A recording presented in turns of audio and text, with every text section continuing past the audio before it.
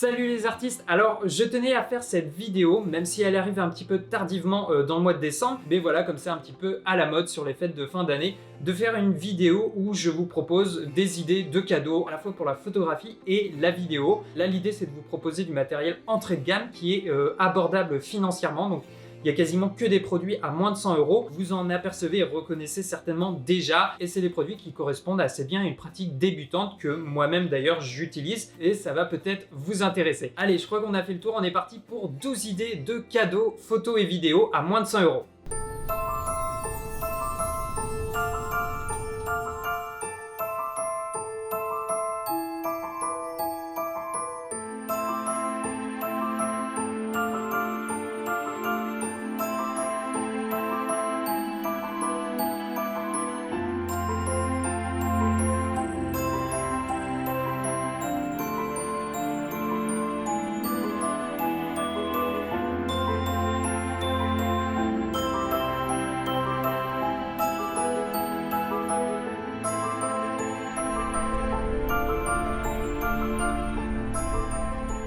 On attaque le premier produit et ça va être un trépied, c'est exactement celui-là. Alors le trépied, c'est quelque chose de super important quand on commence la photographie ou la vidéo. C'est souvent le premier accessoire auquel on pense, dans lequel on va investir un petit peu d'argent. Alors c'est vrai que maintenant sur internet, par exemple sur Amazon, on trouve vraiment de tous les produits pour quasiment toute gamme de prix. Et c'est là qu'il faut faire attention parce qu'on est vite tenté d'acheter un trépied qui a plein de bons avis et qu'on trouve aux alentours de 20-30 €. Vraiment un trépied entrée de gamme de chez entrée de gamme. Mais le risque, c'est que c'est un trépied qui est en plastique, qui est pas très résistant, qui va vous lâcher au bout d'1 ou 2 mois d'utilisation et du coup vous allez réinvestir à chaque fois de l'argent. Donc 20-30 € pour un trépied, c'est pas trop la gamme de prix que je vous conseille. Déjà, moi je vous conseille plutôt du 50-60 €. Vous voyez, pas besoin d'investir 100-200 € sur un trépied professionnel, non, pas du tout. Mais aux alentours de 50, 60, 70 €, on peut trouver un trépied qui est déjà d'une qualité bien meilleure et qui va vous tenir beaucoup plus longtemps. Alors il y a plein de trépieds et je suis loin de les avoir tous essayés, mais je suis tombé sur ce trépied, c'est le KNF Concept TM2324 et j'en suis bien content. Je crois que je l'ai eu aux alentours de 69 €. Il y a tout le temps des promotions sur Amazon et en fait il y a un petit peu tous les éléments qu'on aime avoir sur un trépied de cette gamme. Alors je vous ferai une vidéo vraiment destinée au test de ce trépied, mais ce qui est intéressant c'est que c'est un trépied assez compact, environ 46 cm quand il est replié. On a un mode inversé pour des prises de vue au ras du sol, il est facile à utiliser et assez rapide à utiliser. On perd pas de temps avec les branches pour les déplier ou les replier. Ça aussi, c'est un facteur important de choix. Alors, on n'a pas de mode monopode comme ça devient un petit peu courant, mais on peut tout simplement resserrer les pattes pour avoir une meilleure mobilité. On a la petite accroche à la base pour encore plus le stabiliser avec des poids ou alors un sac à dos. Et puis, on a une rotule avec différents verrouillages, un niveau à bulle et un plateau rapide pour passer rapidement du trépied à une prise de vue à main levée. Donc ça, c'est plutôt intéressant. Alors, il y a toujours mieux comme trépied, on est d'accord. Il y a des têtes encore plus travaillées, notamment pour la vidéo, une tête fluide avec plein de frictions et des vrais verrouillage, un manche, mais déjà il y a de quoi faire et ça c'est un trépied à 69 €. Donc voilà, ça c'est surtout un trépied photo, mais également pour la vidéo, on va pouvoir l'utiliser, pourquoi pas pour faire des vidéos YouTube, pour filmer des interviews. Si par contre vous recherchez un trépied pour faire des mouvements panoramiques, celui-là il n'a pas de manche, donc il faudra peut-être chercher un autre trépied ou alors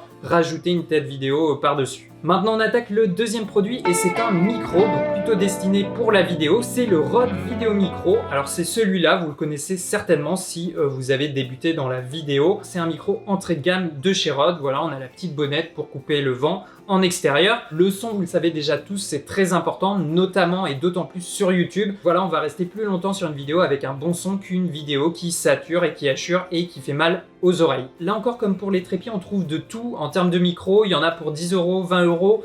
Je vous recommande plutôt, encore une fois, d'augmenter légèrement la gamme de prix, plutôt 40, 50 €, 60 €. Et c'est justement le prix du Rode aux alentours de 49 €. Donc ça, c'est un micro qui va sur la griffe de la caméra. Vous voyez, il est tout compact, ça prend vraiment pas de place, il est tout léger. Et on le relie à la prise mini jack de l'appareil. Dans l'ensemble, pour commencer, c'est plutôt un bon micro. Il va avoir un rapport signal bruit assez intéressant. Je vous fais écouter le son pour que vous puissiez vous faire une idée du micro. Voilà, donc là vous m'entendez avec le vidéo micro, il est branché sur le Canon M50 et il est environ à 50 cm de ma voix, donc voilà un petit peu le résultat audio de ce qu'on peut obtenir avec ce micro. Alors là je suis en intérieur et j'ai baissé le préampli de l'appareil du Canon M50 de façon à être aux alentours de -12 dB et je n'ai fait aucune retouche, aucun mixage en post-production, vous entendez le son tel quel. Voilà, donc ça c'est le Rode VideoMic Pro, c'est une solution correcte d'audio pour s'équiper correctement. Après, si je devais vous conseiller un micro un petit peu plus haut de gamme, cette fois on va dépasser les 100 €, c'est le VideoMic Pro. C'est le micro que j'ai utilisé quasiment sur la totalité des vidéos de la chaîne YouTube. C'est vraiment un super micro, je suis d'ailleurs en train d'enregistrer le son avec. Je m'en sers voilà pour faire des facecam, prendre du bruitage ou alors même pour faire des voix off. Donc c'est pour vous dire à quel point il est polyvalent. Et ce qui en fait un des produits de chez Rode les plus intéressants, c'est qu'il y a un petit bouton plus 20 dB. Et ça c'est vraiment génial parce qu'avec la plus 20 dB, on va augmenter le niveau sonore et du coup on va pouvoir le baisser au niveau des préamplis de la caméra qui sont généralement assez mauvais. Et donc on va pouvoir fortement limiter le bruit et le souffle en arrière-plan. Et ça c'est super intéressant pour une prise de son clean. Voilà, donc le VideoMic Pro on le trouve aux alentours de 150 €. Si vous avez les moyens, honnêtement, je vous le conseille fortement. Sans quoi, eh bien, c'est pas grave du tout. Vous pouvez commencer avec le VideoMic Pro et il y aura déjà de quoi faire et ça vous permettra d'augmenter un petit peu la qualité sonore de vos productions. On attaque tout de suite le troisième produit, c'est la carte mémoire. C'est super important, elle est juste là, celle que je vous conseille. Alors pas besoin d'en acheter 3000, mais déjà juste en avoir une de bonne qualité, eh bien ça va être très intéressant. Ça va vous permettre de faire fonctionner pleinement les capacités de votre appareil, que ce soit en photo avec le mode rafale ou en vidéo avec un enregistrement avec une forte résolution, de la 4K Ultra HD, 400 mégabits par seconde, bref. Par exemple récemment j'ai testé le Fujifilm X-T3, d'ailleurs vous inquiétez pas, la vidéo arrive très bientôt, elle va sortir en début d'année 2019. Et sur cet appareil, le X-T3, eh bien, il propose par exemple la 4K Ultra HD ou DCI Cinéma à 400 mégabits par seconde. Et pour pouvoir filmer à ce débit, il faut au minimum avoir une carte de classe V30. Donc voilà, une carte assez performante pour pouvoir lire tout ce débit. Au niveau des cartes, là encore, on trouve de tout sur Internet. Moi, je vous recommande les SanDisk Extreme Pro. Je les utilise pareil également depuis 2-3 ans et ça fonctionne super bien. Je me rappelle pas d'avoir eu des cartes erronées, des erreurs d'écriture. Jusqu'à présent, ça tient le coup et voilà, vous allez pouvoir choisir différentes capacités de mémoire. On a du 16 Go, du 32, là c'est une 64, on a du 128, du 256. Bref, c'est vraiment très bien et honnêtement, les prix ont fortement baissé depuis quelques années sur Internet. Donc même une 64 Go, ça va être abordable et vous allez pouvoir vous éclater un petit peu plus avec ça. Et puis, autre produit qui va avec, c'est l'étui pour carte mémoire. Bon, là encore, c'est des idées, mais c'est quand même bien pratique si vous commencez à accumuler pas mal de cartes. Vous allez pouvoir mettre vos adaptateurs pour carte micro SD et puis toutes les autres cartes. C'est vrai que ça se perd assez facilement, c'est plutôt petit, donc moi je vous conseille quand même d'avoir un petit étui comme ça.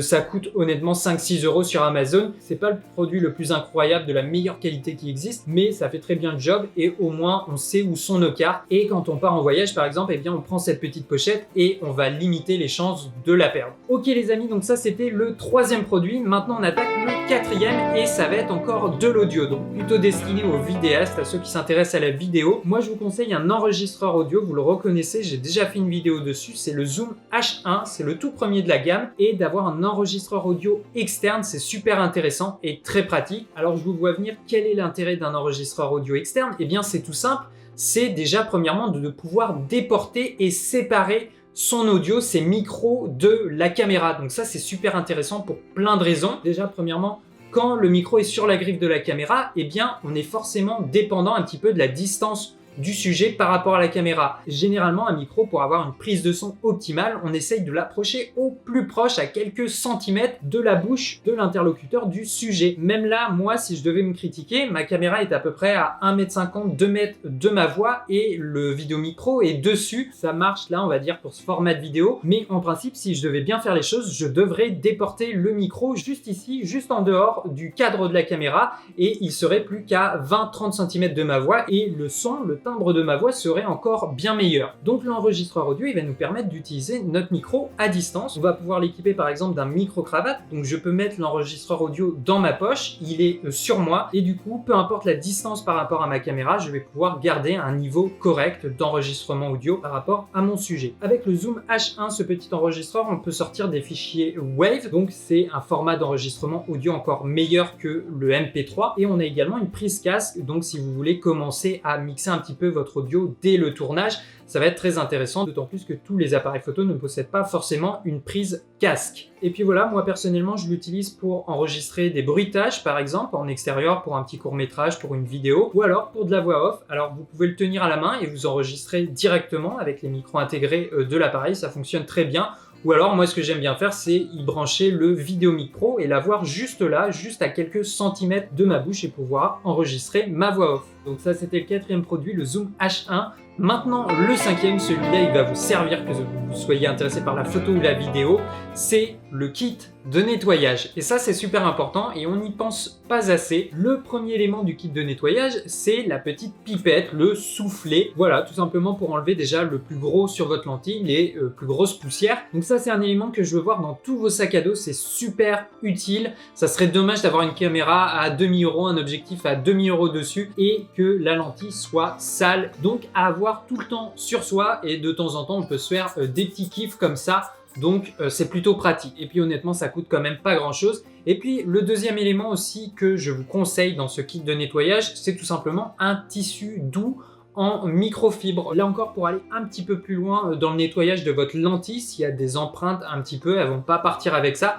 mais plutôt avec ce tissu en y allant tout doucement. Voilà, vous allez pouvoir nettoyer de manière optimale vos lentilles d'appareil photo de caméra. C'est tout simplement un tissu pour les lunettes que vous utilisez aussi pour l'écran de votre ordinateur. Voilà pour ce petit kit de nettoyage, ça coûte pas grand chose et vous allez pouvoir le garder des années. Produit suivant que je vous propose, c'est l'adaptateur plateau rapide Manfrotto. Là encore, ça fait plus d'1 an que je le possède et je trouve ça super pratique. Alors pourquoi acheter un truc comme ça, vous allez me dire? Eh bien c'est tout simple. Déjà, un plateau rapide, qu'est-ce que c'est? C'est un système qui va nous permettre d'enlever et de remettre très rapidement une caméra sur son système de support. Alors vous pouvez acheter juste le plateau ou alors le tout avec l'adaptateur. Moi personnellement, je l'utilise sur mon stabilisateur par exemple. On a la plaque de fixation et par-dessus, eh bien, je viens y visser mon adaptateur. Et donc déjà d'une, si j'ai une caméra assez légère, bah, ça va rajouter un peu de poids, donc c'est pas plus mal. Et puis une fois que la caméra est équilibrée, eh bien, je peux retirer ma caméra pour faire des prises à main levée et la repositionner tout au facilement sur le stabilisateur tout en conservant l'équilibrage. Et puis on va pouvoir l'utiliser sur un slider ou des trépieds. Bref, c'est super pratique et l'idéal c'est d'en avoir plusieurs, comme ça vous équipez tous vos supports, les différents supports que vous utilisez de l'adaptateur. Et puis ensuite avec le plateau rapide, vous allez pouvoir switcher en 2-3 secondes d'un support à un autre. Et ça peut faire gagner pas mal de temps sur un tournage. 7e produit, les serre-câbles. Donc vous voyez, ça paye pas de mine, c'est tout petit, mais voilà, ces élastiques, mine de rien, il faut y penser, c'est quand même super pratique. Alors c'est quoi? Bah, c'est juste un élastique avec un système de verrouillage. Donc moi, par exemple, je les utilise pour ranger mes câbles de manière compacte. Sur votre appareil photo, si vous utilisez des câbles USB, HDMI un petit peu longs, eh bien pour plus de sécurité, on peut utiliser par exemple l'élastique pour maintenir le câble contre le trépied. Bref, autant d'utilisation que votre imagination a de créativité. Et là encore, ça coûte pas grand chose, on trouve facilement des packs sur internet et c'est super pratique pour y voir un petit peu plus clair et organiser un petit peu votre workflow. 8e produit. Cette fois, on arrive à l'éclairage, c'est un pack de softbox. Alors là, je vous les montre pas sur ce plan parce que je suis tout simplement en train de les utiliser pour m'éclairer. Mais voilà, l'éclairage au même titre que le son, c'est super important. Ne lésignez pas sur la lumière. Vous allez voir que c'est un paramètre qui a une importance et une connexion flagrante à la qualité de votre vidéo, par exemple. Et là encore, pour des softbox, on a des premiers prix qui sont vraiment très abordables. Voilà, ce pack, je l'ai acheté à 50 €, pas plus sur Amazon. Et ça fait 2 ans que je les utilise. C'est des ampoules fluorescentes, donc ça chauffe quasiment très peu, voire pas du tout. C'est une durée de vie vraiment très longue. Comme je vous dis, ça fait 2 ans que j'utilise ces 2 ampoules et je les ai pas changées. Et puis voilà, c'est une softbox, donc on a ce fameux tissu de diffusion qui vient calmer la lumière, qui va casser un petit peu les rayons pour avoir un rendu assez doux et homogène sur le visage. Donc je vous le conseille vraiment si vous commencez à faire de la vidéo et notamment sur YouTube. Vous avez 2 projecteurs, donc ça reste assez créatif. Vous allez pouvoir tester un petit peu les angles d'éclairage. Et pour la photo, c'est pareil, vous allez pouvoir les utiliser. Alors c'est pas les projecteurs les plus puissants, mais pour un shooting photo en studio, ça va suffire amplement et vous allez pouvoir comme ça vous initier à l'éclairage en lumière continue. Donc voilà, le pack de softbox, on le retrouve à 50 € sur Amazon, il y a tout le temps des promos. Voilà, produit fortement recommandé. Allez, on passe à la suite. 9e idée de cadeau. Et cette fois, on est plutôt axé pour la vidéo, pour les vidéastes. C'est un slider, voilà, c'est vraiment un slider entrée de gamme qu'on trouve à moins de 100 €. Celui-là, il fait 60 cm. D'ailleurs, j'ai fait une vidéo dessus, je l'ai déjà testé. Donc, je vous invite à la voir si vous cherchez un slider. Et voilà, ça fonctionne plutôt bien. Alors, on n'est pas sur un slider professionnel. On n'a pas de système de friction pour ralentir un petit peu le slider. On n'a pas de tête motorisée. Voilà, il n'y a vraiment pas d'électronique là-dedans. C'est tout simplement avec un petit peu d'entraînement, vous allez réussir à faire des plans assez fluides. Voilà, je vous montre quelques exemples. Et du coup, un slider, voilà, pour un petit peu améliorer vos productions, pour certains types de plans, ça peut être intéressant d'avoir un slider. Si vous faites aussi des vidéos de présentation de produits, de machin, et que vous voulez des mouvements un petit peu plus fluides, plus délicats, eh bien, un slider, ça peut être un support intéressant.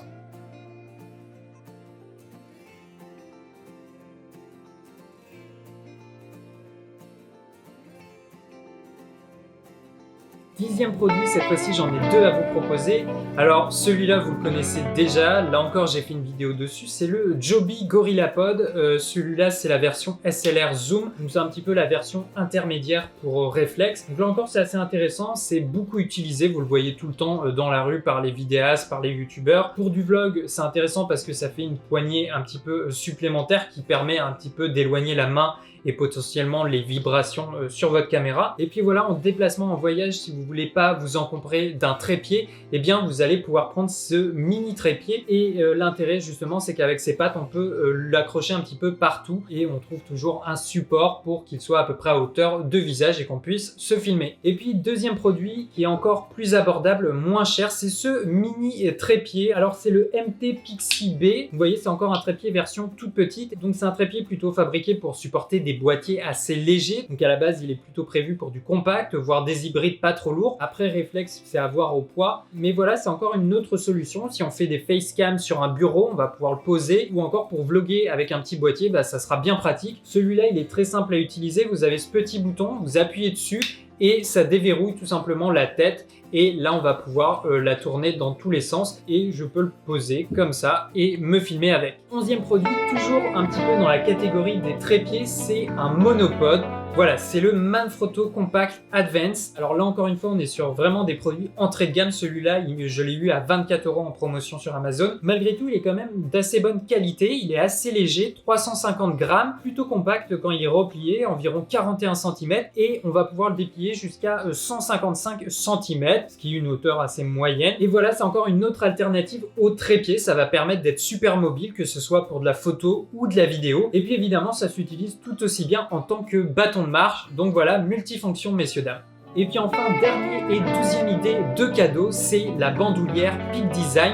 Donc c'est la slate noire et l'intérêt de cette bandoulière, c'est qu'on a des accroches rapides. Alors Peak Design, vous connaissez certainement, ils font de beaux sacs à dos pour les photographes, les vidéastes et ils ont ces fameuses sangles ou dragons qui habituellement sont vendus avec votre appareil et on sait tout ce que c'est d'enlever une sangle, ça prend un certain temps, d'autant plus quand on a plusieurs appareils. Là, l'idée du produit, eh bien ça va être d'en gagner. En fait, il suffit de positionner les petites attaches de chaque côté du boîtier, là où on accroche habituellement la dragonne. Et puis ensuite, juste avec un système de clic, on va venir accrocher la sangle. Et voilà, en quelques secondes, on peut s'en équiper ou alors s'en déséquiper. Et donc ça, c'est quand même plutôt pratique. Alors je l'ai depuis peu de temps, donc je peux pas vous dire si dans la durée ça va tenir, si c'est assez résistant, mais je l'espère. En tout cas, dans le fonctionnement, dans le système, c'est assez ingénieux et c'est quand même super pratique. Après, c'est vrai que c'est quand même assez cher pour voilà, une dragonne, une sangle, on la trouve aux alentours de 49 €. À vous de voir selon votre pratique, si vous êtes beaucoup sur le terrain et que vous utilisez souvent la dragonne, les sangles et que vous les enlevez, vous les remettez,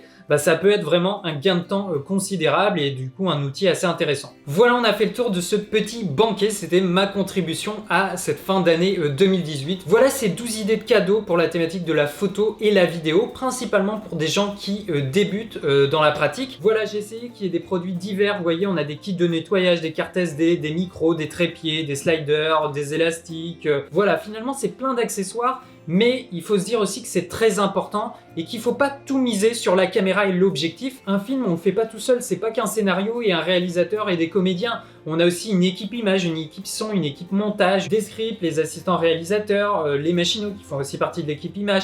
Bref, il y a vraiment du monde et c'est grâce à tous ces gens, à toutes ces spécialisations que eh bien, on peut créer un film. Et même dans la photographie, à la vidéo, à notre niveau, à un niveau de débutant, d'amateur, d'intermédiaire, tout ce que vous voulez, eh bien, c'est l'ensemble de ces paramètres, de ces accessoires qui va venir développer et rajouter un gain dans la qualité de vos productions, que ce soit au niveau de la vidéo ou de la photo. Voilà, j'espère que ça vous a plu et que cette vidéo n'arrive pas trop tard dans le mois de décembre. De toute façon, Noël, ça peut durer un petit peu plus longtemps et c'est pas grave si ça empiète sur l'année 2019. Ça va être une des dernières vidéos de l'année, je pense. La prochaine, ça sera certainement le bilan, la rétrospective un petit peu de cette année, de l'année 2018. Comment ça s'est passé? On va parler tranquillement. Je vais vous donner un petit peu les statistiques de la chaîne. Je vais vous parler de projets, d'objectifs, de ce que j'aimerais faire, de ce que j'aimerais développer, de ce qui a peut-être moins bien marché, de ce qui a bien marché. On va voir tout ça dans cette vidéo. Voilà, en tout cas, vous connaissez la routine de soutien pour soutenir la vidéo. N'hésitez pas non plus à venir vous exprimer dans les commentaires de la vidéo, c'est très important. À partager la chaîne. On arrive bientôt aux 10 000 comme vous pouvez le voir. Je pense pas que ça arrivera cette année, mais ça va arriver bien assez vite, donc merci pour tout. Et puis vous pouvez aussi essayer de me suivre sur Instagram, ce sera une des résolutions de l'année 2019, être plus actif sur les réseaux sociaux. Moi je vous dis à la prochaine, ici derrière la caméra. Ciao les artistes!